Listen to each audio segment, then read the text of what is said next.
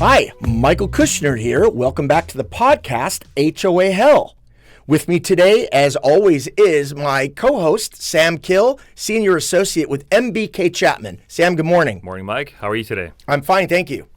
Sam, today we're kind of covering two related topics that we've covered probably several times in multiple episodes, but never as one unit. And so we're going to talk about today is when can an HOA, how does an HOA go about changing rules, your operating rules in an HOA? Okay, what's required? What's the basis of their rulemaking power? And then we're going to switch gears and then kind of go into what are the kinds of changes that the HOA is allowed to make unilaterally versus when they need approval from the homeowners. Right. Okay, so for example, we're going to get into, what it takes to change a rule, to add a rule. Okay, that's not inconsistent with a higher governing document like the CC&Rs. They don't need to put it up for a vote and get permission to change rules. There are steps they must follow, which we'll talk about, but they don't need to get permission. But then there are certain things, like I'll give you the most obvious one, and we'll talk about this later, amending the CC&Rs. Oh, yeah. Can't do that because the 5 people on your board vote 4-1 to amend the CC&Rs. Doesn't work that way. It requires an actual vote. So we're going to cover kind of both of those topics as rule changes and rulemaking power, okay? So, because, most HOAs in California, I would say all of them, but I never want to say all. There's always that exception. Right, but I can't think of one. So, residential HOAs subject to the Davis-Sterling Act in California generally have rulemaking authority, and that means they can pass rules that are, as long as they're not inconsistent with a higher ranked governing document. They can regulate the color palette the house is, what your front door is allowed to be made of, what kind of plants are allowed to be planted, parking regulations, all those sorts of amenities, things. Yeah, HOAs can do that, provided that they're given the rulemaking authority. And as we'll mention in a minute, I think I've never seen one that didn't have that. But they have to follow steps in order to do those things. Absolutely. So that's kind of what we're going to cover today. So by the end of this episode, my hope is that you'll understand what it takes to pass a rule, what it takes to change a rule, and then whether or not your HOA is in making certain changes, not necessarily to rules, but in general, whether or not they're going beyond their statutory powers. For example, are they doing something that the code requires them to seek permission from you, the homeowners, first, and they're not doing it? Because that does happen, I would say, I'm not going to say all the time, but I'll say frequently. Oh, absolutely. Okay? Yeah. All right. Yeah. So the statutes that govern, we'll talk about the big ones today. We'll mention them, but they're all found in the Davis-Sterling Act. So these are all going to be in that civil code that we talk about all the time. Okay. And let's start with 2 California Civil Code sections, 4340 and 4350. 4340 defines what a rule is. 4350 talks about what a rule must be or can't be, right? Like the reasonableness, exactly. not be arbitrary. So let's talk about that. Give me start on the highest level, the most fundamental truism that comes with whether or not an HOA can even pass rules. Like what? Get me started. Okay, absolutely. So in order for an HOA board to pass a rule, an operating rule, as we discussed. Any rule, they need to have, first and foremost, the authority under the governing documents. And this is primarily stemming from the bylaws and the CC&Rs. They're usually in the CC&Rs, right, but every now and then they're in the bylaws as well. And I would go even more narrow than you just did. I would say not the governing documents at all. The rulemaking authority has to be found either in the CC&Rs or the bylaws. Agreed. Yes. Okay, it can't be found anywhere else. And it doesn't take a lot. Okay, one line would do it. We've seen it and stated in so many different ways. Yeah. But one line would technically do it. And right, the line would be something along the lines of this HOA has the power to promulgate rules that are not inconsistent with this document. Yeah. This document being the CC&Rs. That's it. That would be good enough. In my 30-year career, I can't think of a set of CC&Rs that didn't have that power. Have you? I've yet to recall seeing one. They're phrased differently. Some are better than others, but I don't think any of them have been, either prohibited it or entirely omitted that portion. Right. In other words, I've never had a situation where an HOA didn't have the right to promulgate rules. I've never seen that.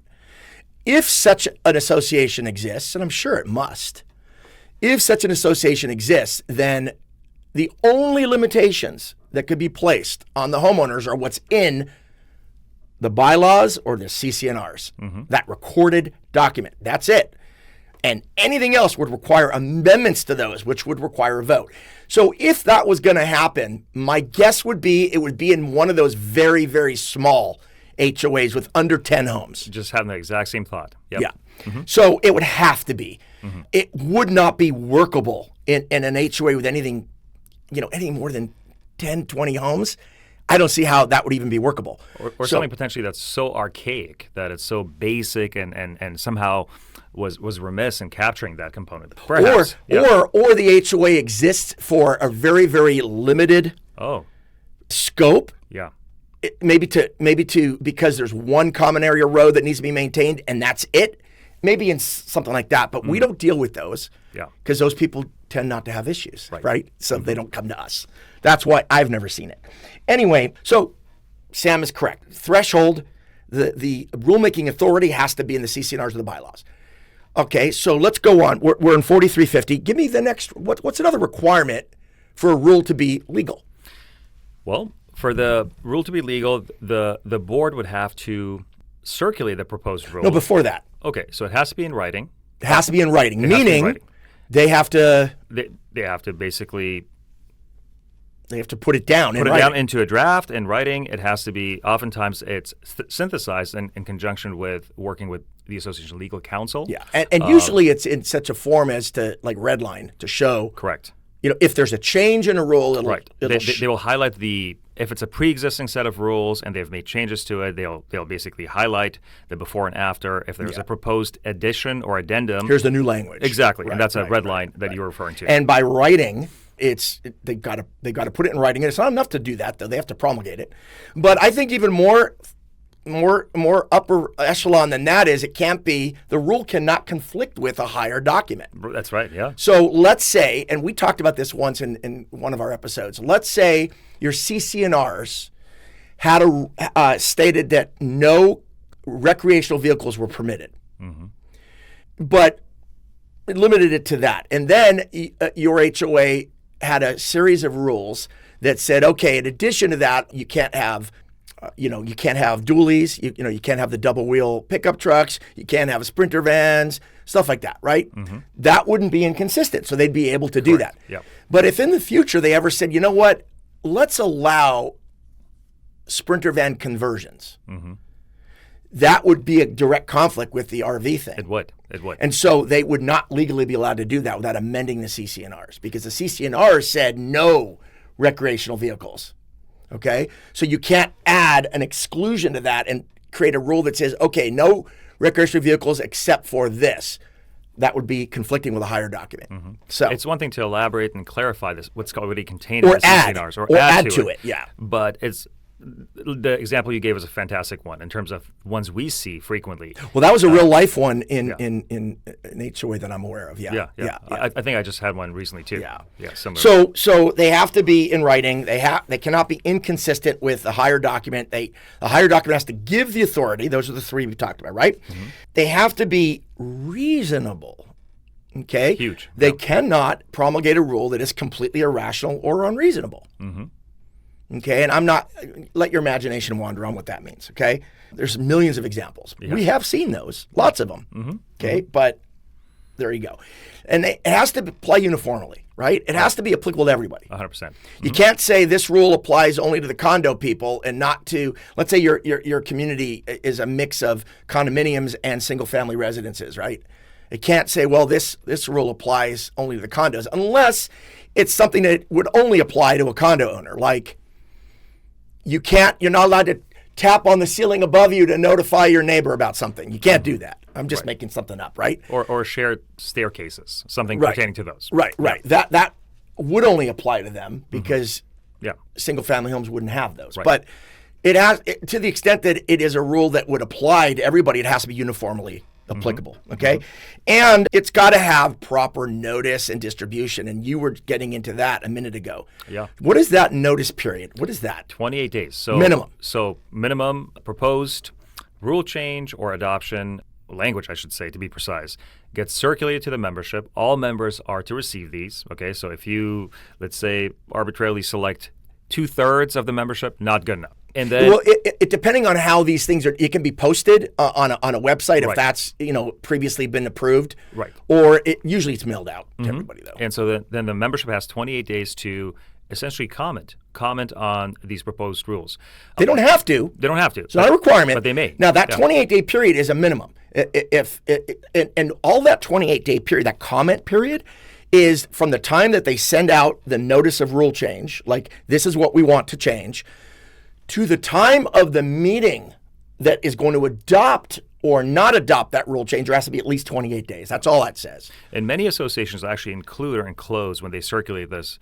And the good ones actually do multiple versions or modes of posting, circulating, emailing. Yeah. I mean, they do all of that. They'll stick it on the website, they'll post it on the board, and they'll mail it to everybody. And they'll enclose an actual, I guess, like the comment sheet, postcards, so to speak, to comment, to check boxes, to do a straw poll.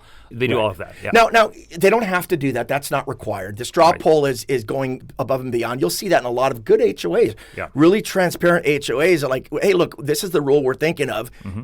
Any thoughts? Yeah. And homeowners don't have to respond. Again, their permission is not necessary here. Exactly. That's not what the HOA is seeking. And this is not a vote. This is not a vote. No. This is comment. Do you want to say something? Now, most people, no, I shouldn't say that. A lot of people don't bother commenting during the 28-day comment period. They show up at the meeting if they have strong feelings, good or bad, pro or con. They'll show up to the meeting because at the meeting about that rule change is usually a much longer homeowner forum. Okay? Yes. The period at the beginning of the meeting where homeowners are allowed to get up and talk for a few minutes, usually on a meeting that is designed to discuss one of the agenda items is that rule change, it'll be a much longer period of time and people can get up and talk, okay? And that's where most people that have feelings about a rule change will communicate those, because then their neighbors are hearing them, and that's what they want. They want their neighbors to hear them because they want to garner support for whatever side they're on. Sometimes this is a great rule. I think this is long time coming. Thank you, blah, blah, blah. And others are, no, this is bad and I don't like this and here's why. It's okay. That they have a right to do that as long as they're respectful. But that's what that is. So that period of time from when the HOA first says, we would like to, this is a rule change we'd like to put into place, to the meeting where the HOA is going to, at the end of that meeting, is going to go back in executive session and vote, that's got to be at least 28 days. Okay? It can be 30, it can be 40, Correct. but it can't be 22. Yep. Okay? Now, what happens at that meeting? Everybody talks. Let's say it's a 2-hour meeting and 15 people have shown up that don't ever show up, right? And they've said their piece. No problem. Board doesn't have to comment, doesn't have to engage. Board can just listen. Okay? Good. So now it's time for the board to make a decision, if it chooses to make a decision at that time. Right. But it has to happen in open meeting. Agreed. Okay? So everybody's had their chance to talk, and now, and this happens, I would say, a lot of the time, the board will start to discuss in the open, in front of everybody, amongst themselves maybe. All right, you guys ready to vote? Yeah, we're ready to vote. Okay, all in favor, all opposed, and the number will be the number. That could be one way. Or the board could say, all right, we've heard a lot of different opinions today. We're going to table this till the next meeting. Yes. And and then we're going to, we're going to ponder and consider and think about it. And then at whatever the next open meeting is, they could then have the vote then. Yes. They don't have to make the decision there. Right. Now, in the real world, a lot of boards will go in executive session, discuss this by themselves, and then come back out. Right. That's not supposed to happen. That's not one of the 5 things you're allowed to talk about in executive session, but it does happen all the time. Theoretically, that's illegal. It should happen in open meeting, but the vote has to actually to either table the new rule indefinitely and not implement it, or it's passed. Has to happen in open meeting and has to be reflected in the minutes. That's in the code. That has to happen. And that's 4360. Okay, that's Civil Code 4360. Now, next, once the rule is, we're going to assume the rule isn't being tabled. It's now passed. Right. Okay, unanimous, 5 votes on the board. They said we're passing it. Okay. Within the next 15 days, what has to happen? The board has to distribute notice of the rule adoption or passing to the membership. So that needs to happen within 15 days of that vote in the affirmative, passing it. In writing. In writing, correct. Yeah. And that's where they would say, okay, the rule The yeas have it, yeah. is now in effect. Right. And good luck and good night. Yeah. And that basically gives the membership what's also a 10-day veto period. Okay, so tell me about that. Yeah, so once a rule is adopted and the membership has notice of that rule being passed and in effect, essentially, they have 10 days to basically challenge it and veto it and express that they, notwithstanding the board's vote in the affirmative in terms of adopting and passing this rule, it's no longer merely a comment, an objection, feedback. Right. It's an absolute veto, which is tantamount to a vote. I believe the 10 days starts from the open meeting. I think it starts from the enactment of the rule. Agreed. Okay, so that veto period is basically like if you look at a presidential veto, right? A law gets passed by Congress, it goes into the president's desk. If he vetoes it, then it's not a law. Okay. By the same token, if the homeowners, and we're not going to get into the veto, there's a way to do the veto and the numbers that are involved. I'm going to do a short on that in the next week or so. I'm going to do a short on that. So I want to save that. I like having these issues to discuss I'll probably do it as a 1-minute attorney tip.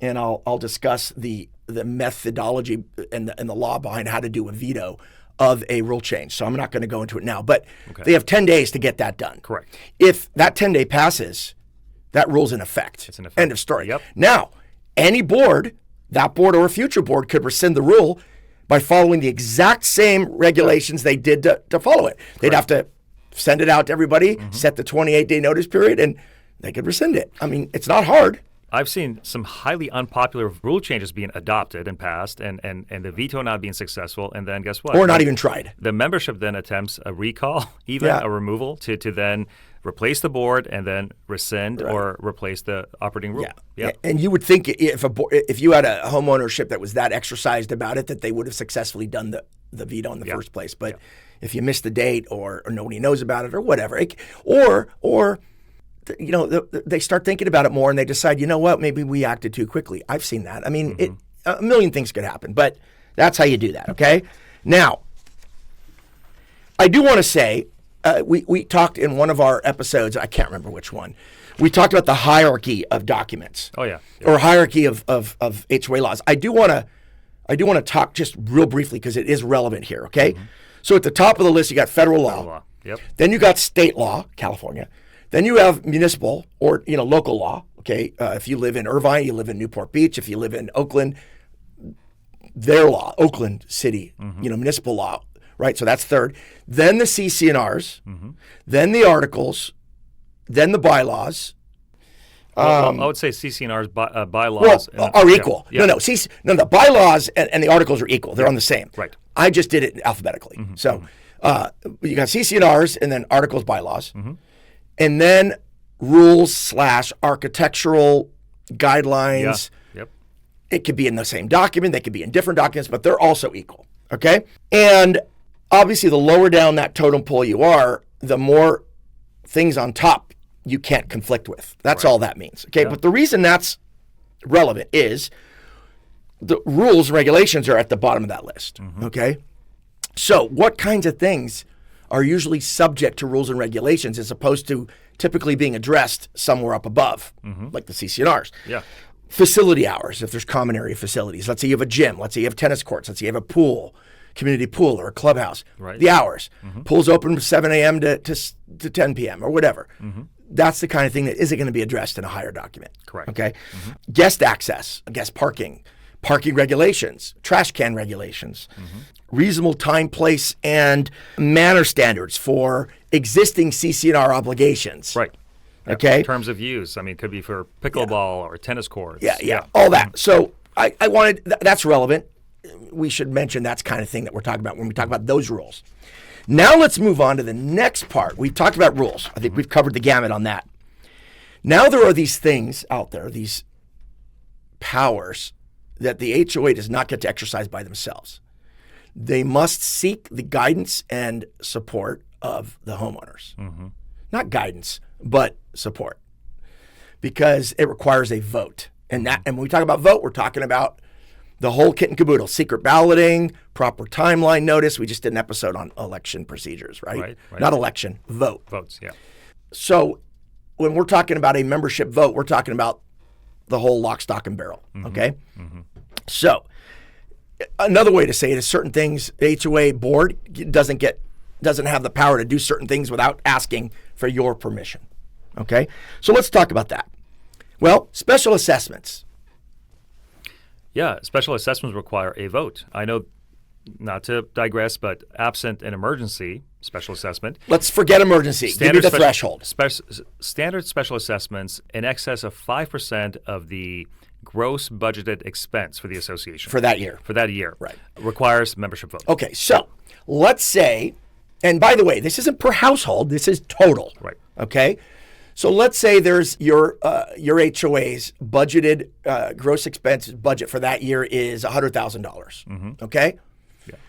And they want to do a special assessment of $20,000. That's 20%. 20%. That's too high. Too high. Exceeds 5%. It exceeds 5%. So it would require a vote of the membership.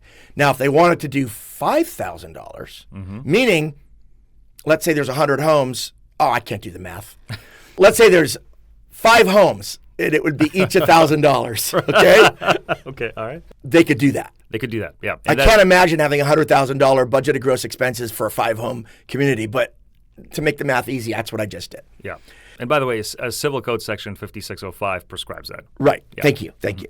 And so anything 5% or lower, no vote of the membership required. The board amongst themselves can decide, hey, everybody write us a check. But as soon as the gross amount of that assessment, and by the way, it's not per assessment, it's for the year. Yeah. So they can't have a small assessment that's in the 5% and then do another assessment that's in 5%. No, because now you're at 10%. You can't do that. Yeah. It's for a whole year. Okay? Aggregated, yeah. Right. So typically, for real special assessments, it's always going to go outside that. It just is. Okay, because 5% is actually pretty low.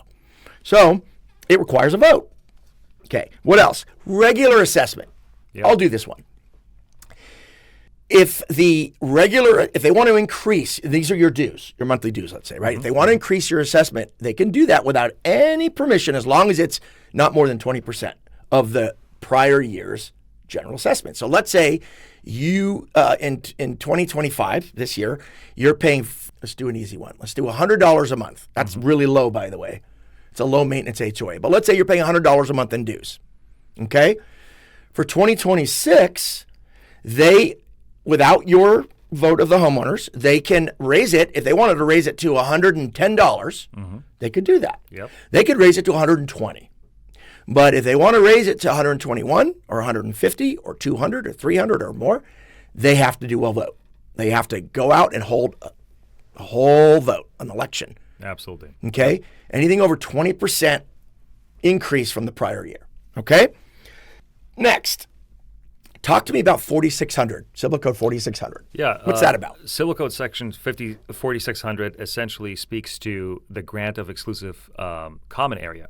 And the granting of common area to exclusive common area, exclusive use common area. Correct. Right. So anytime you have that where the essentially association property, common area is granted as exclusive use common area to any single member or for any other purpose, although I can't really think of other scenarios. It'd just be a single member. You require a vote of the membership, and there's a threshold for that. Now, there are certain exceptions under Civil Code Section 4600, but those notwithstanding, you need a membership vote. Now, the code also says, and he was talking about that threshold, so the default voting threshold that would have to go out to the homeowners to vote in order to take common area and turn it into a homeowner's exclusive use common area where they would have the right to exclude other people, okay?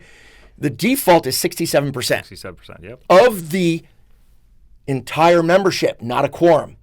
So if you have 100 people in your HOA, typically A vote, if you get at least a quorum, that's 51, and at least a majority of that is 26, you could conceivably do a lot of things if only 26 of the 100 homeowners voted in favor. But in this one, it's 67% of the total, regardless of a quorum showing up. Okay, so if only a quorum shows up, 51, you won't carry the day because you'll need 67 out of the 100 to vote in favor. The governing documents can change that threshold vote for the granting of exclusive use common area from common areas. But unless your CC&Rs or bylaws do change that, the default is 67%. And 4600 states that explicitly. In Part A. Unless your governing documents state otherwise. In Part A. It's 67. Now, the exceptions are varied. I'll give you one of them because this is the one that comes up the most. An HOA would not be required to go to the homeowners for a vote if they're going to grant common area to exclusive use common area if, for example, and this is the only example I'm going to give, if the homeowner is willing to take on the maintenance obligations and costs and expenses of replacement repair of whatever is being taken over, that is, they're taking it off of the HOA's plate and responsibility. If anything happens in the future as a result of this transfer, they're responsible. The maintenance and replacement obligations of that space is now up to the homeowner. But that's only one side of the coin. In addition, it has to be, in addition to having that covenant to take over all that, it has to be a portion of common area that was not of general use. That's right. Or access by the general public. Typically, you'll see this on roofs, okay? Yeah. And you'll see this, for example, in somebody wants to penetrate the roof to put some sort of vent, and they need to take a select portion of the common area roof and turn it into their exclusive use because that's going to be their vent. It's going to vent all the way into their unit, let's say.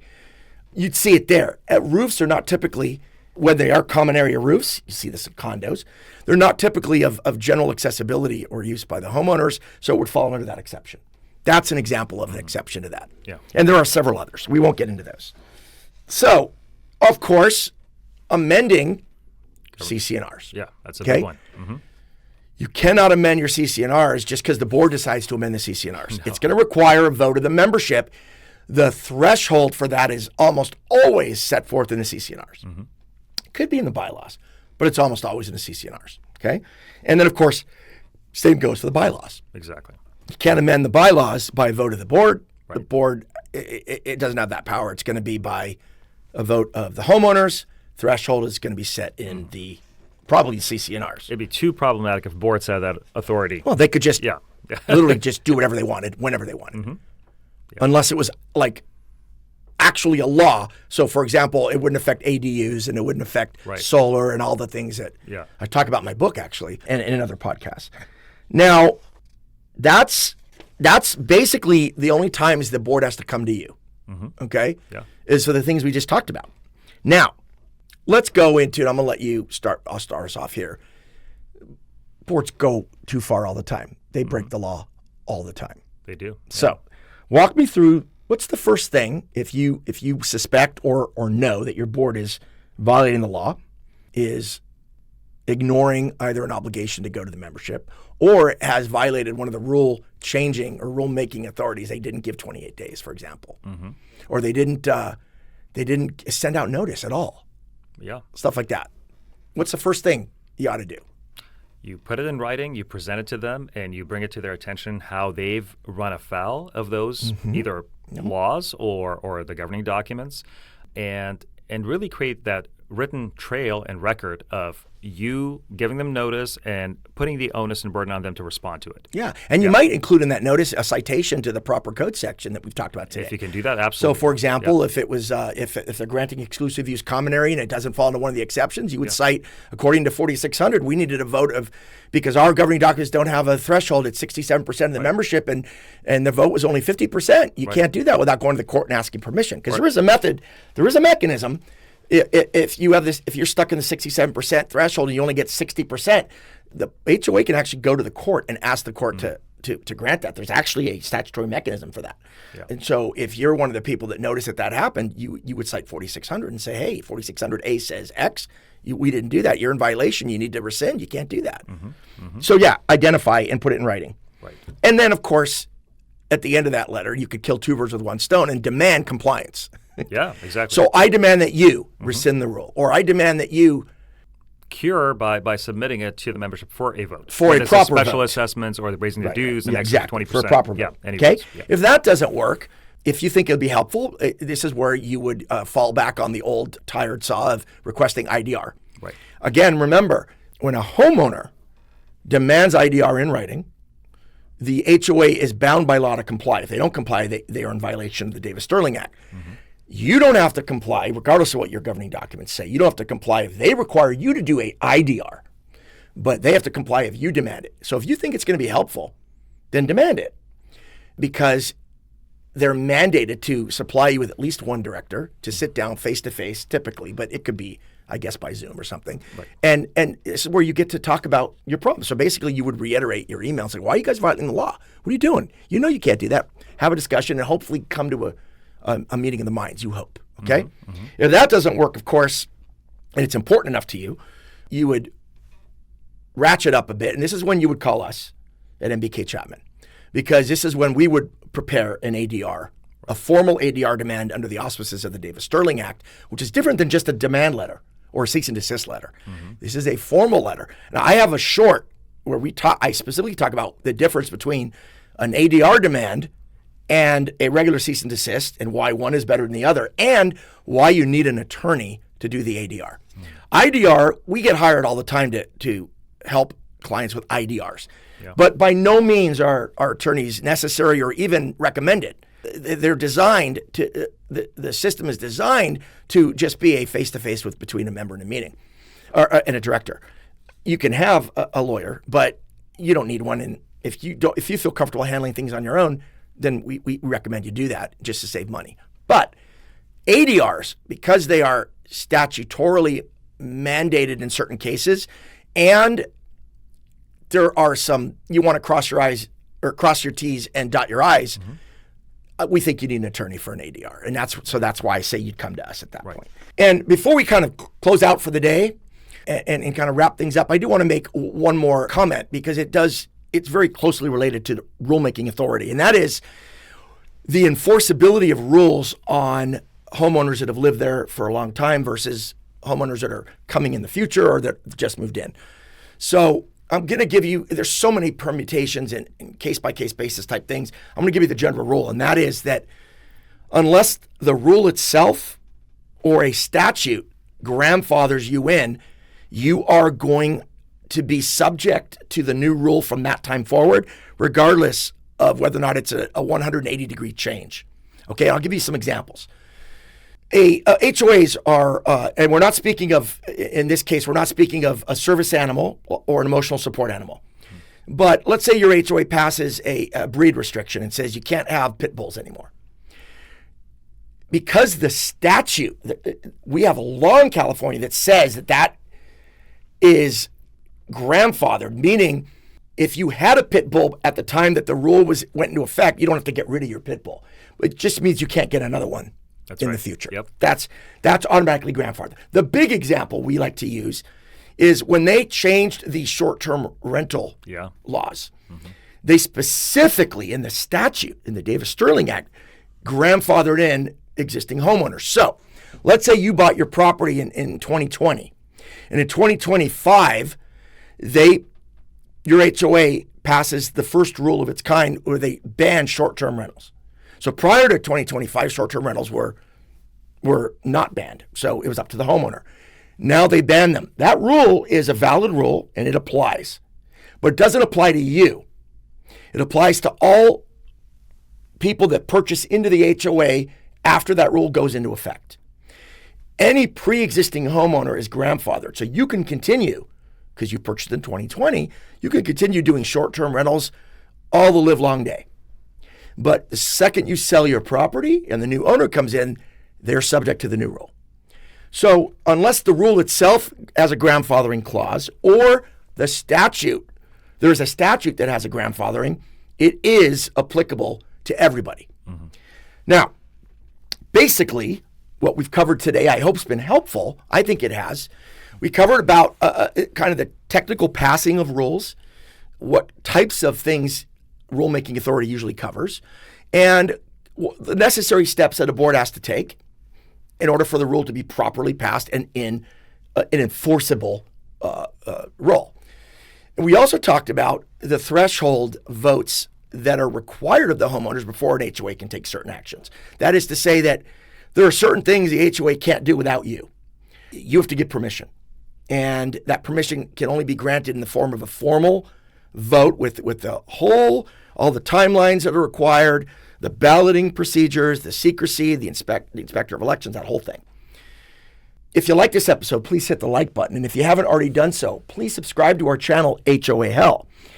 If you want to leave a comment or ask a question, as always, please do so. We love to hear from them, and I do try to answer those in a timely basis. Until next time, have a wonderful day.